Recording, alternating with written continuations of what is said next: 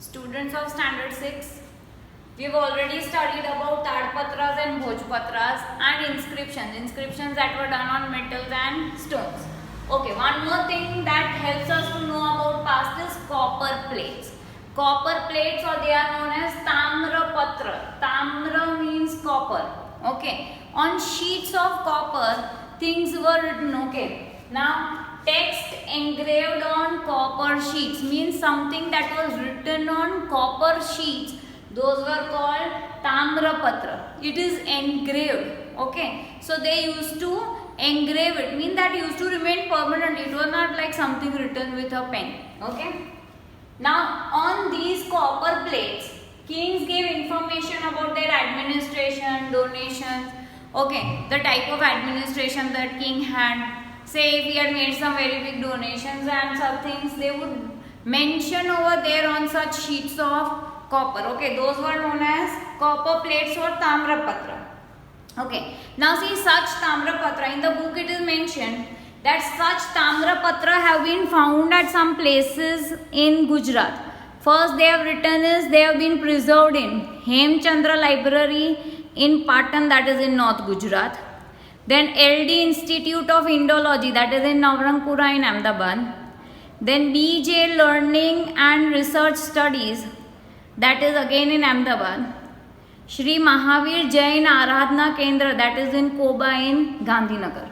At all these places, you find some copper plates or Tamrapatra that belong to the past. So, the first part of your chapter that deals with tools to know history. Tools to know history. First we studied about Tadpatras and Bhojpatras. Then we studied about the inscriptions. And then we studied about the copper plates. One more thing that is mentioned in our book is about coins.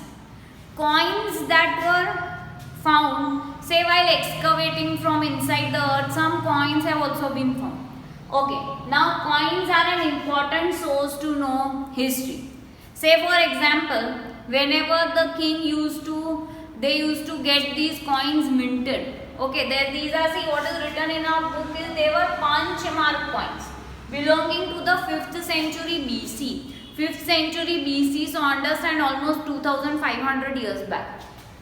Now see what are punch mark coins. Those are coins created by pressing metal pieces in a mold. So say a piece of metal and it would be pressed very hard and it would leave an impression on the coin. Like the coins you see these days, they have the same type of print on the coin. So same way, see on the coin, what would be written on the coin? The name of the king, the ruler of that region at that time, his religion. Okay, some of the coins have the picture of goddess Lakshmi or goddess Saraswati and things like that. So it tells us about the religion of the king. Then the culture and the time when these coins were used. They also tell us about, say even if you see the coins these days, the year in which those coins were minted would be written. Okay. Then you have the emblem of the government of India. Then what is the demarcation of that coin, whether it is 1 rupee or 2 rupee or whether it is 5 rupees. So same way, pieces of metal were pressed and they would have an impression on the coin, and the coin would have all this information, the king, his religion, the culture, the time when these coins were used. Okay. Now these coins could be made of what things? It could be of gold, silver or copper coins.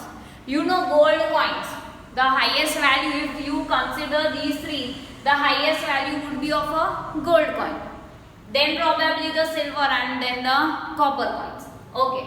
So in India, they have found gold, silver and copper coins belonging to the time of the Greek kings. There were certain Greek kings who came to India, from Greece to India.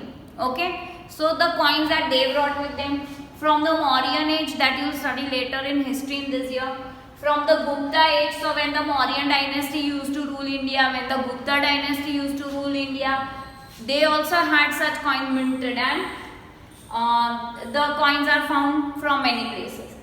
They give us information about the social, religious, economic and political structure of that state. Okay. So these coins, they give us a lot of information. So studying these coins also helps us to know about history to a very large extent. So see, whatever points you see on the board each day, see that you start writing them in your notebook. Okay, first of all, just now keep writing down the points as they are mentioned on the board, so that you have the important points ready with you. Students, page number 3 of your textbook.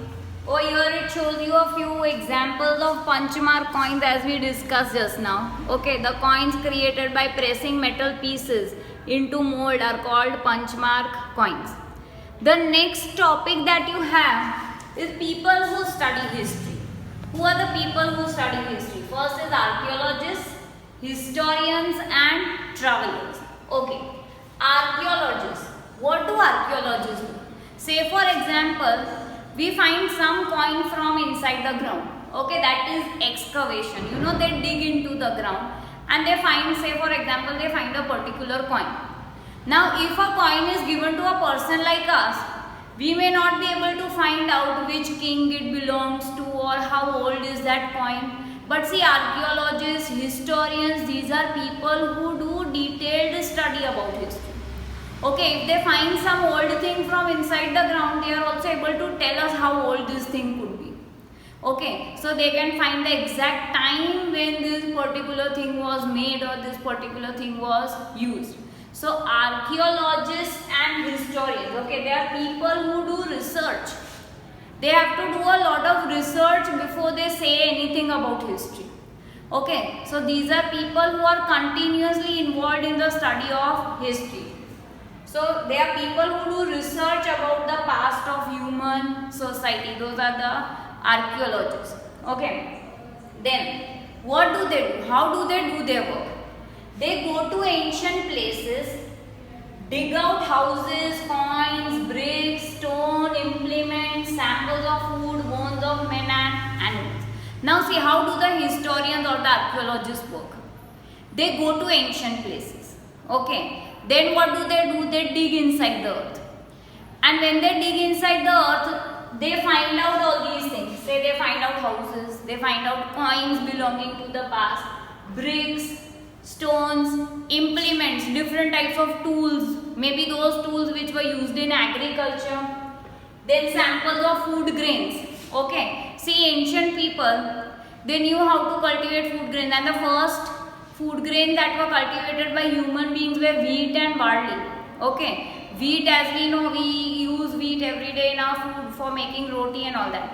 Barley it was used earlier as a food grain, but nowadays barley is grown to feed the cattle. Okay. Then they also find out bones of men and animals. So see, understand one thing.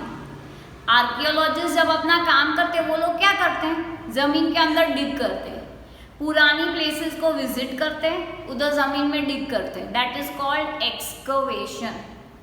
जमीन में डिग करने के बाद उनको पुरानी चीजें मिलती है और फिर वो लोग क्या करेंगे, उसकी एज फाइंड करेंगे कि वो कितना पुराना हो सकता है, कौन से किंग के टाइम का हो सकता है, इंडिया के कौन से पार्ट का हो सकता है, या तो वर्ल्ड के कौन से पार्ट का हो सकता है. तो this is a detailed study that they do, and this is done by the archaeologists and the historians. Now see, next thing the book talks about is travelers. Travelers who visit different parts of their country. Say for example, there is an Indian who visits different parts of India, and then he goes there and sees the life of the people and writes about it. Okay, or they visit other countries and they write. Okay, say for example, some person from one part of India, say the northern part of India, goes to the southern part of India. What will that person do? He'll observe the type of life that the people have, the type of routine that they have, the type of jobs that the people do, and they write it down. Okay, so what have travelers done? They have made notes. They note the life of the people there. जैसे पुराने time में India में बाहर के countries से बहुत सारे travellers आते थे. वो जब इंडिया में आते थे तो इंडिया के राजाओं के बारे में लिखते थे, राजाओं की एडमिनिस्ट्रेशन सिस्टम कैसी थी उसके बारे में लिखते थे, और राजा किस तरह अपना राज्य चलाते थे, कैसा न्याय था, what was the system of administration, justice. They used to write down all these things. Okay, so this is what the travelers did. The travelers would visit different places and write down about what they see in that particular place. Okay, some of the travelers that are mentioned in our book are, first is Megasthenes. Megasthenes is a Greek historian. Okay, ancient Greek historian Megasthenes. Then next is Pliny. Pliny is a Roman philosopher. Okay, then Faxian, he is a Chinese Buddhist monk. Okay, so he came from China to India and he saw the life of the people in India and he wrote about it. So this is from where we can study history. Then next is Xuanzang. He was also a Chinese Buddhist monk who came to India. He saw the life of the people in India and he wrote about it in his books. So see, these are the names of travelers from different parts of the world who visited India in the ancient times and they wrote about the life that they saw in India. Okay. Moreover, during the ancient times, a great civilization flourished in India. That was the Indus Valley civilization, about which we will study in this year. In the northwestern region of India, on the banks of river Indus, there was the Indus Valley civilization. Okay, so from there we have proofs of cities which were 4,500 years old. Okay, so some of the cities of India existed 4,500 years back. And moreover, on the banks of the river Ganga, cities developed around 2,500 years ago. So you remember names of two rivers that are mentioned over here. One is the river Indus, another is the river Ganga. Okay. We have on the banks of river Indus, we have proofs of cities which were 4,500 years old. And on the banks of river Ganga, we have proofs of cities which are 2,500 years old. Okay, so what do these people do? Archaeologists, historians, travelers. Okay, they help us to know a lot of things belonging to the past. Okay, then they also give us information about the food. The attire means the type of clothes that they wore. Technology and culture of the people. By exploring many cities and villages, they have given us information regarding cotton, barley and wheat. As I told you, barley and wheat were the first food grains that were grown by the ancient people. Okay. Moreover, they also have given information about the animals that existed at that time. Archaeologists are scholars who study about the past. So you can understand one thing, that archaeologists are scholars who study about the past. They have to do detailed research on the past and then they write their research. They categorize tools found, do research, collect data from manuscripts. See, they also study the manuscripts, the documents, and they try to study about the history and they give us information about the history. Okay, archives are places where such ancient records are stored. And they scribe them. Scribe means say to copy it exactly as it is. That was the work done by the scribes in the ancient times.